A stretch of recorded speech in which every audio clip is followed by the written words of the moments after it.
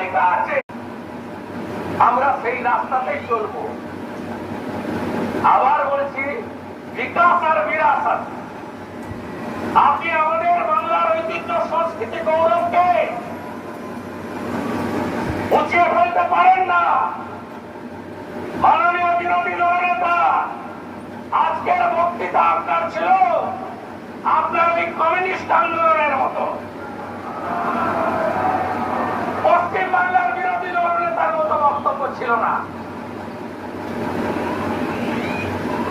আপনার মস্তিষ্কে, ডান মার্ক্স আর হৃদয়ে লেনিন অথবা মাও সেতুং কাজ করছিল।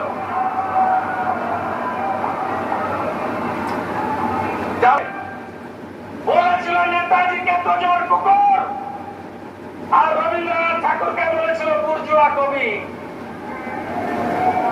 তাদের কাছ থেকে উপদেশ আমরা নেব না। আপনি বলেছেন এখানে এই হচ্ছে, তা বাংলাদেশে রবীন্দ্রনাথ ঠাকুরের স্মৃতিচিহ্ন উঠেছে, বললেন না কেন?